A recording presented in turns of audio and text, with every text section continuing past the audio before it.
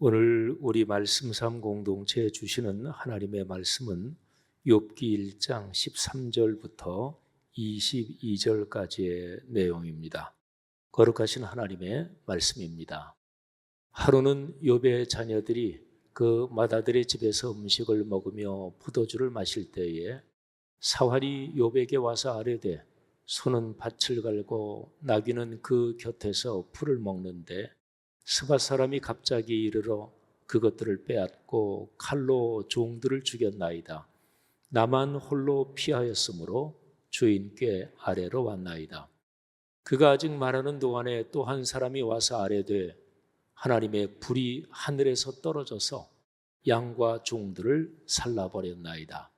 나만 홀로 피하였으므로 주인께 아래로 왔나이다.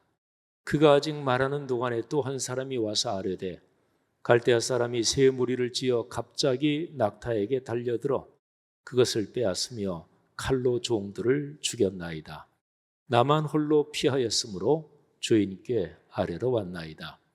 그가 아직 말하는 동안에 또 한 사람이 와서 아뢰되 주인의 자녀들이 그들의 맏형의 집에서 음식을 먹으며 포도주를 마시는데 거친 들에서 큰 바람이 와서 집 네 모퉁이를 치매 그 청년들 위에 무너짐으로 그들이 죽었나이다. 나만 홀로 피하였으므로 주인께 아래로 왔나이다 한지라.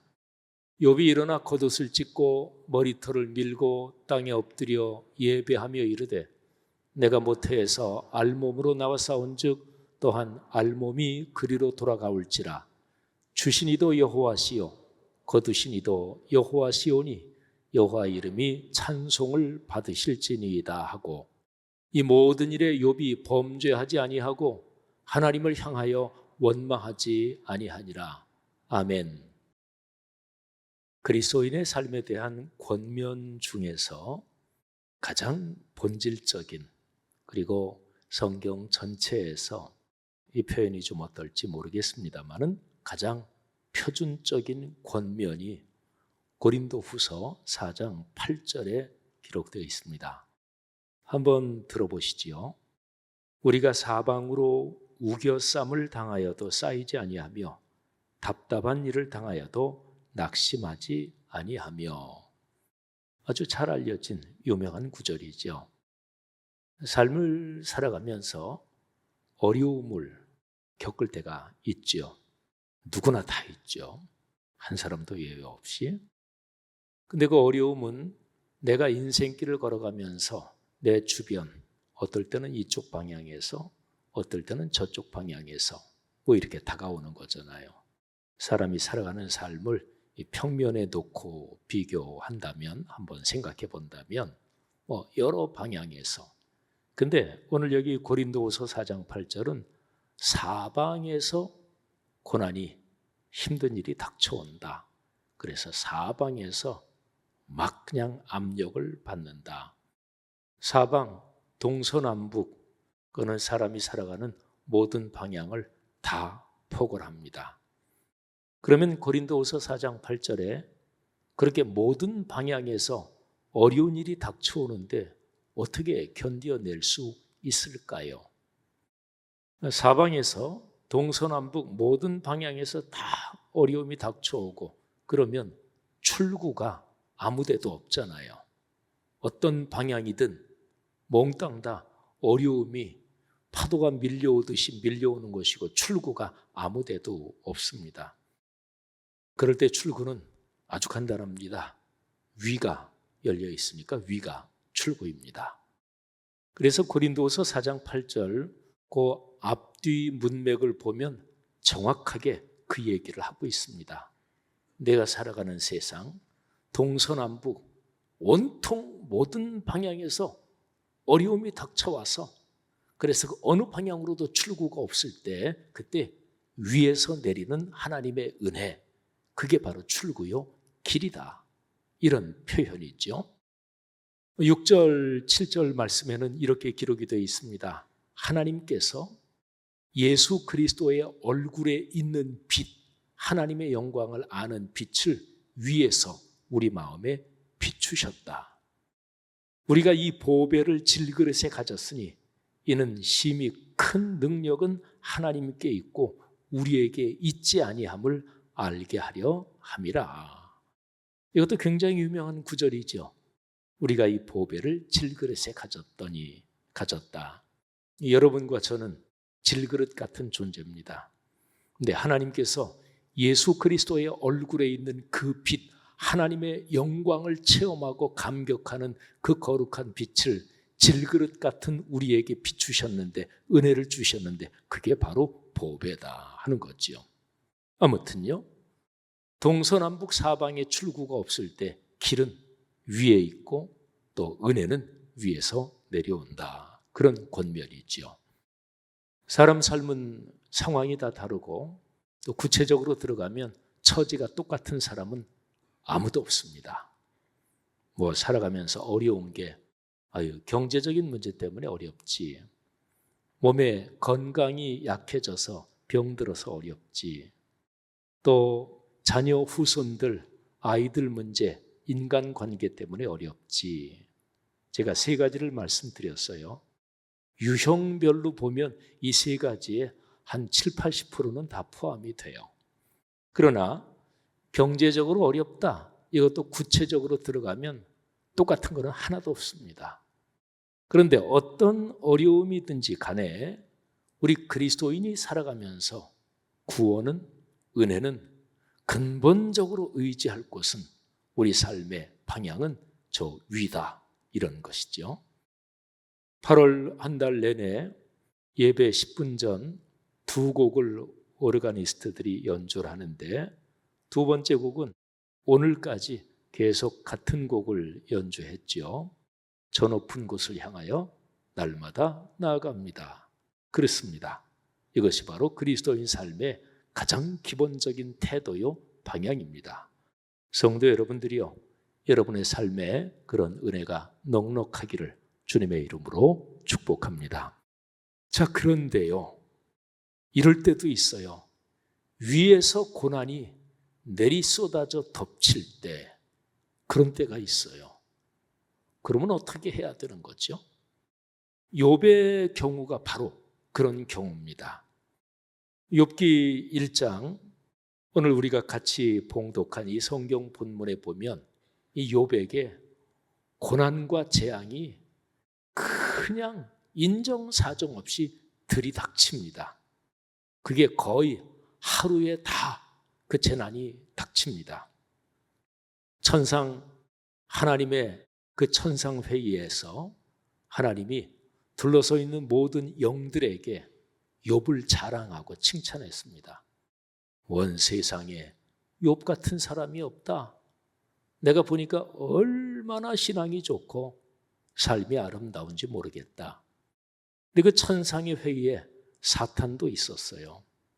사탄이 하나님께 이렇게 말씀드립니다. 하나님, 자녀 후손 축복해 주시고 물질 넉넉하게 해주시고 사회적으로 존경받게 해주시고 몸 건강하게 해주시고 모든 축복을 다 부어주셨는데 그 정도면 누구라도 하나님 예배하고 올바르게 살 거 아니겠습니까? 만일에 하나님께서 욥에게 허락하신 그것들 한번 뺏어 보십시오. 그래도 욥이 하나님을 섬기고 또 그렇게 올곧게 아름답게 사는지 안 그럴 거요. 이 표현이 좀 어떤지 모르겠습니다만 사탄이 하나님께 말하자면 내기를 걸었다, 이렇게도 표현할 수 있습니다. 이게 성경적으로 해석하기가 힘든 것인데 오늘 제 설교는 거기에 초점이 있지 않으니까 그거 얘기할 시간은 없고요. 아무튼 사탄이 그렇게 얘기하니까 하나님이 그래? 그러면 욥은 건드리지 말아라. 그리고 욥의 재산, 자녀 모든 것 다 내 마음대로 해도 좋다. 그래서 이 사탄이 어느 날 하루 욥에게 4번 무시무시한 재앙이 닥치게 그렇게 욥을 공격합니다. 욥이 어느 날 하루 있는데 사환이 욥의 종들이 와서 보고를 하는 거예요. 첫 번째 종이 와서 큰일 났습니다. 무시무시한 재앙이 덮쳤습니다. 그런데 그 종의 보고가 끝나기도 전에 아직 보고하고 있는데 2번째 어떤 종이 숨이 턱에 차게 그렇게 막 그냥 굴러오듯이 뛰어들어와서 또 보고하는데 큰일 났습니다. 두 번째 종이 아직 보고가 끝나기도 전인데 세 번째 종이 또 와서, 그리고 네 번째 종이 또 와서 욥이 그 하루에 4번 보고를 받습니다. 그래서 욥의 모든 게 완전히 다 상실됐습니다. 완전히 싹 다 망했어요. 재산 모든 가진 거 100% 다 날아갔고 그의 자녀들도 그날 하루에 몽땅 다 죽었습니다. 욥이 4번 보고를 받는데 제가 두 번째 보고부터 먼저 말씀드릴게요. 1장 16절입니다. 한 사람이 와서 말하되 보고하되 하나님의 불이 하늘에서 떨어져서 양과 종들을 살라버렸습니다. 그러니까 이 두 번째 보고, 이 재앙에 대한 보고는 하나님의 불이 떨어진 거예요. 어디에서? 위에서 떨어졌죠. 그러니까 욥이 당한 재앙은 우리 그리스도인이 또는 하나님을 믿는 사람이 최종적으로 궁극적으로 늘 바라봐야 하는 저 위의 방향, 거기에서 재앙이 덮쳤단 말이에요.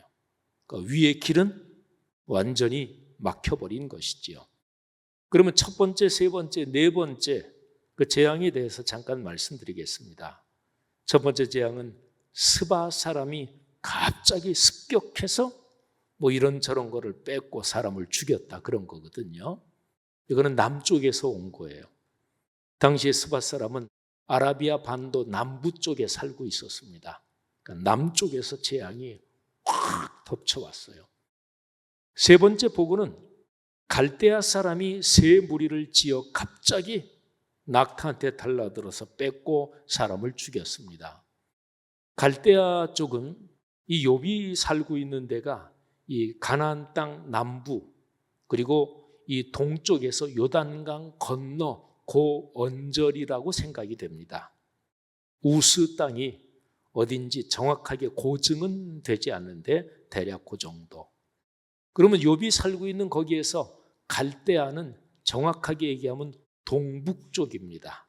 거기가 갈대아. 아브라함의 원래 고향 우르도 거기 있지요. 근데 동북 방향에서 이 욥이 살고 있는 그쪽으로 직선으로는 못 옵니다. 사막도 있고 여러 가지 지형적인 그런 이유 때문에. 그래서 여기에서 저쪽에 북서쪽으로 이렇게 올라가서, 그래서 이 가나안 땅으로 오려면 북쪽에서 내려옵니다.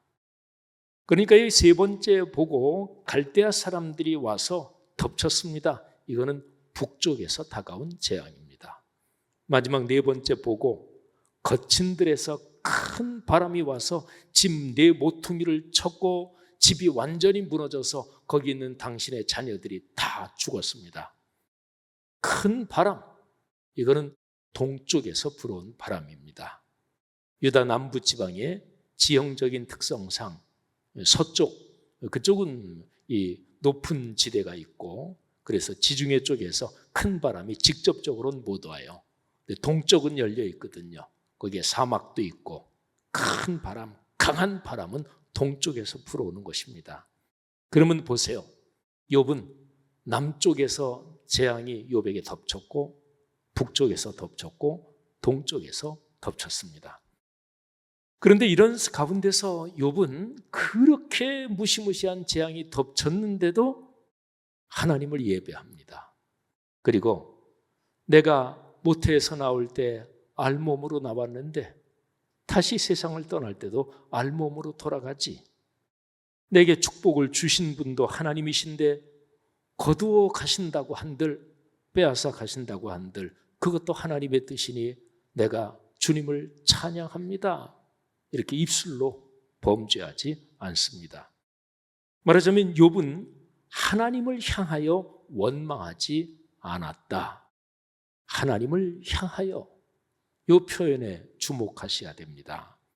그러니까 욥은 이렇게 무시무시하고 극심한 고통, 재난을 당했는데도 욥은 바라보는 방향이, 그러니까 그가 바라보고 그리고 걸어가야 될 출구, 그게 하나가 있었어요. 하나님을 향하여. 근데 한번 이런 질문을 던져보세요. 우리가 보통 하나님 그러면 위에 계신 하나님, 하나님 하늘 아버지, 그러니까 하나님은 위, 이게 방향이 있잖아요. 그런데 아까 말씀드린 것처럼 1장 16절에서 하나님의 불이 위에서 떨어져서 욥을 완전히 덮쳐버렸어요. 그러면 이때 욥이 하나님을 향하여 이렇게 얘기했을 때 그 하나님은 어느 방향에 계시는 것일까요?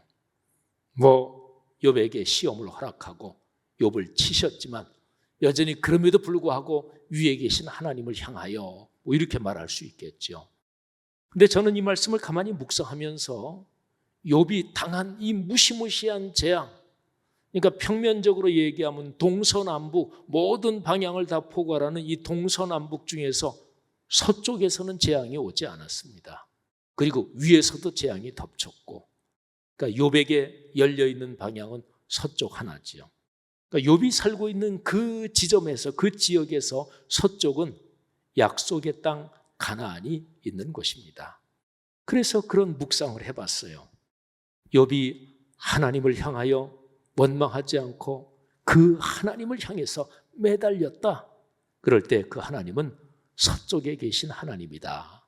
이런 묵상을 한번 해봤습니다.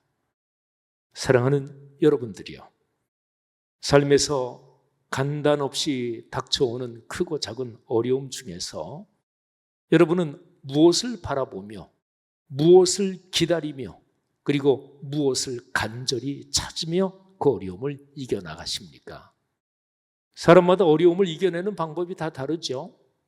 또 어려움이 닥칠 때 내가 의지하는 것도 사람마다 사실은 다 차이가 있습니다. 그리스도인은 아까 처음 말씀드린 대로 어떤 어려움을 닥치더라도 또 온통 사방이 다 고난과 재앙투성이라 그래도 우리는 위에 계신 하나님을 찾는 거죠. 근데 그리스도인도 구체적으로 어려울 때 보면 각 사람이 다 이게 차이가 있더라고요. 여러분에게는 어떻습니까? 어디를 바라보십니까? 지금 내 삶이 너무 어려워서 감사, 찬양, 노래 이런 건 전혀 불가능한, 근데 어느 방향을 바라보면 그래, 그쪽을 바라보고 걸어가다 보면 노래 부를 날이 있겠지, 이러는 그 바라보는 방향이 어디입니까? 그리고 어느 방향을 간절히 바라고 그리움을 가지고 간절함을 가지고 그쪽으로 가면서 아직 신체의 눈에는 보이지 않는데, 현상적으로는 보이지 않는데 계속 그리움과 간절함을 가지고 그 방향을 바라보며 하루하루 견디다 보니까 어떤 때는 마음으로 그래, 어느 정도 가면 이런 게 보일 거야 하고 마음의 눈에 그 아름다움, 그 즐거움이 보이는 그 방향이 어디입니까? 또 우리가 걸어갈 그 방향에서 주 예수 그리스도, 성령 하나님, 하늘아버지, 삼위일체 하나님께서 손에 선물을 가지고 기다리시면서 얘야, 어렵지만 거기서 잘 이겨내야 돼. 조금 더 인내하고 믿음으로 기도하면서 이리 와. 여기에 선물이 있어. 궁극적으로는 면류관을 들고 우리를 기다리시는 주님 그쪽 방향, 그 방향이 여러분에게는 어떤 것입니까? 사랑하신 여러분, 욥에게는 서쪽 방향, 거기만 출구라고 그랬죠. 여러분이 지금 강단을 보시는 그 여러분 입장에서 하면 서쪽은 이쪽입니다. 욥은 남쪽에서 스밧 사람의 공격을 받았고, 북쪽에서 갈대아 사람의 공격을 받았고, 그리고 동쪽에서 무시무시한 바람이 밀려와서 자녀들이 몽땅 다 죽었어요. 위에서도 하나님의 불이 떨어졌어요. 욥에게 남아있는 방향은 서쪽, 그쪽이 출구입니다. 가만히 욥기 1장 말씀을 이렇게 묵상하다가 서쪽이 출구구나 하는 생각을 하다가 성경에 서쪽으로 하나님께서 길을 여신다, 이런 게 여러 가지가 머리에 떠올랐습니다. 사도행전 16장에 보면 사도 바울이 2차 전도 여행을 떠나면서 아시아 지역, 이게 오늘날의 터키입니다. 1차 전도 여행 때 전도하기도 했던 지역이지요. 그래서 1차 전도 여행 때 복음을 전했던 그 교회들, 그 도시들을 들르면서 다시 한 번 더 복음을 전하고, 그리고 바울의 머릿속에는 에베소가 머리에 있었을 거예요. 가슴 가득히 에베소, 거기가 아시아의 중심 도시거든요. 바울이 수리아 안디옥에서 출발했는데 거기에서 북쪽으로 올라갑니다. 한번 이 앞에 그냥 지도가 있다고 상상을 해보세요. 북쪽으로 올라가다가 여러분이 보시는 방향으로 서쪽으로 틀어요. 이게 터키 지역입니다. 아나톨리아 반도, 반도라 그러지만 거의 대륙처럼 아주 큰 데죠. 그래서 이 서쪽 끄트머리까지 가면 에게해 바다가 있고 거기를 건너면 마케도니아, 남쪽은 아가야, 이게 바로 유럽입니다.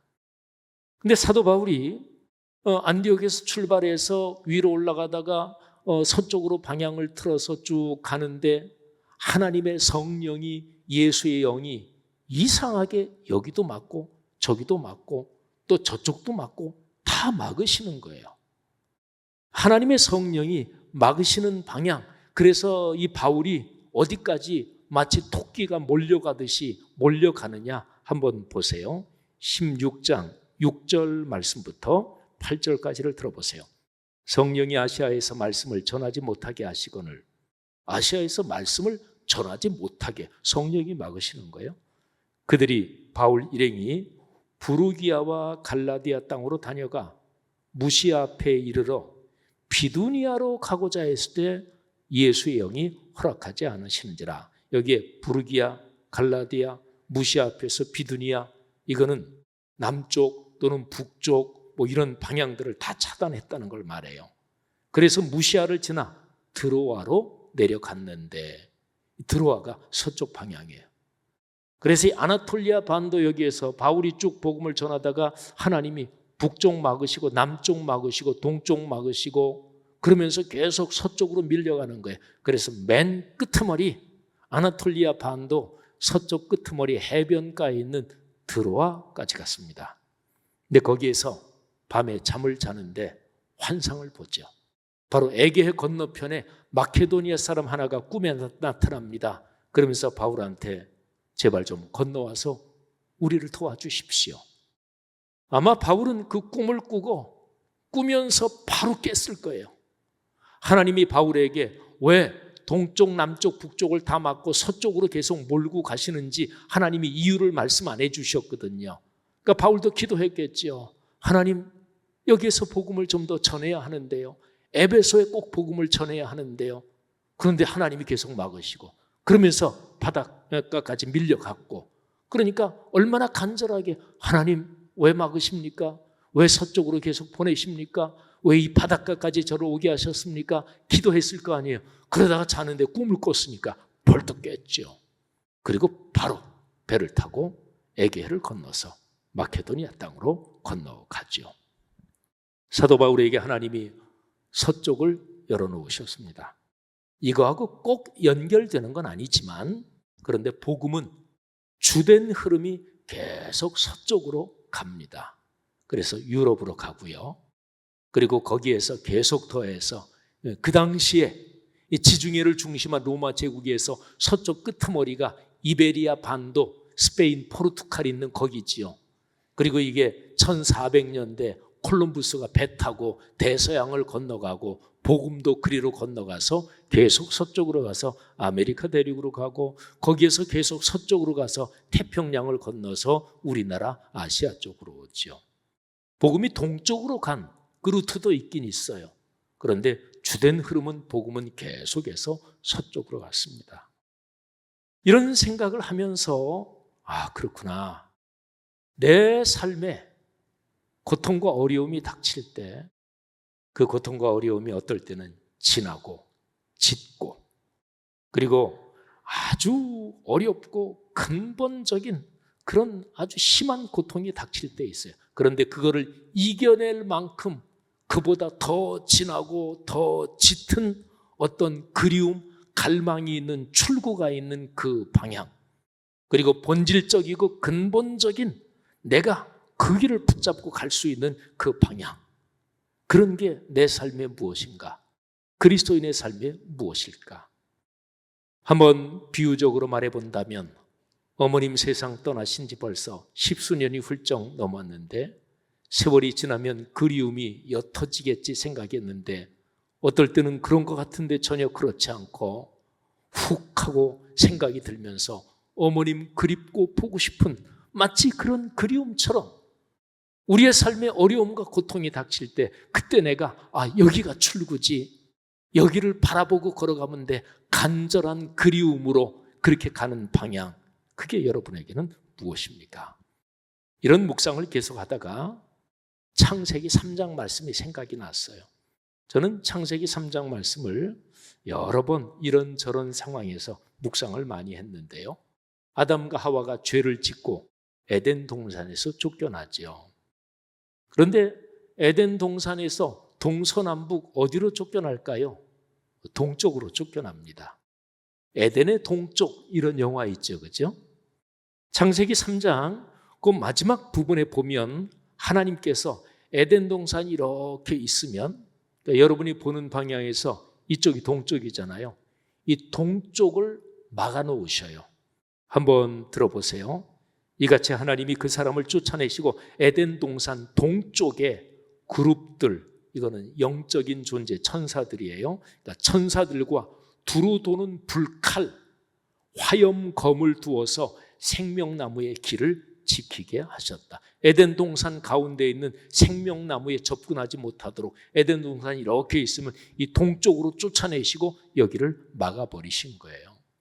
그러면 에덴 동산에서 쫓겨나서 사는 아담과 하와, 그의 후손인 인류는 마음속에 어떤 원천적인 그리움이 있을까요? 에덴 동산이 있는 쪽, 서쪽을 향한 그리움이 있는 거예요. 그래서 이거를 한번 인류와 연관해서 상징적으로 또는 원형적으로 한번 묵상하며 해석해 봤죠. 여러분, 동쪽에서 동토오르는 태양, 아침에 동해에서 막 떠오르는 태양 아주 멋있죠. 그런데 서쪽으로 해가 지는 노을, 그리고 해걸음, 그리고 서쪽으로 해가 이렇게 내려앉을 때 그 석양은 참 아름답죠. 그리고 어떤 애잔한 그리움을 마음에 주지요. 그리고 석양의 노을이 질 때 누가 보고 싶다, 어머니가 보고 싶다, 또는 어떤 게 그립다, 이런 구체적인 것도 있지만 그런 게 전혀 아니고 뭔가 알 수 없고 구체적인 건 아니야. 근데 내가 걸어가는 인생길에서 근본적인 어떤 그리움, 이런 게 떠오를 때가 있죠. 그거를 존재의 그리움, 이렇게도 표현해 볼 수 있습니다. 그래서 가만히 이 생각을 창세기 3장도 연관해서 생각하면서, 그래, 사람의 존재라는 것은, 사람이란 존재는 원래 서쪽을 향한 존재의 그리움을 안고 사는 존재들이지 하는 생각을 했습니다. 사랑하신 여러분, 삶이 힘든 분들이 요즘 많으실 거예요. 경제적으로 어렵든, 또 연세가 드시면서 건강이 심각하게 안 좋아져서 또 심각한 수술을 앞두고, 또는 아들, 딸, 손녀, 손자, 애들의 삶이 너무 어려워서 부모로서, 조부모로서 그것처럼 힘든 게 어디 있어요.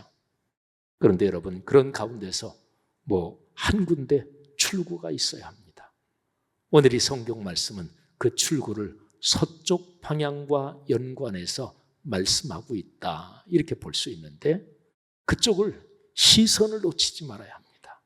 이렇게 바라보면, 지금은 노래가 안 나와도 그쪽을 바라보고 걸어가다 보면 내 입에서 노래가 나올 것입니다.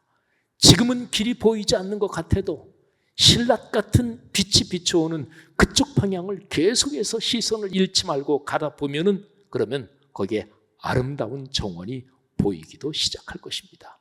거기는 바로 예수 그리스도, 우리 주님께서 아름다운 선물 면류관을 들고 기다리고 계시는 곳입니다.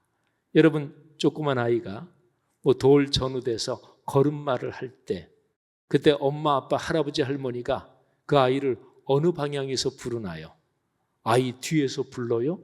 아니잖아요. 아이가 걸어오는 이 앞에서 먹을 거 들고, 아이고 착하지 우리 아가, 어이쿠 잘 걷네, 그러면서 앞에서 부르잖아요. 근데 꼭 손에는 먹을 걸 들고 환하게 웃으면서 하나님께서 여러분을 그렇게 축복하십니다. 어떤 어려움에도 출구는 있습니다. 어떨 때는 하나님이 나를 치신다, 내가 하나님께 매맞는다, 이런 생각이 들 때도 있죠.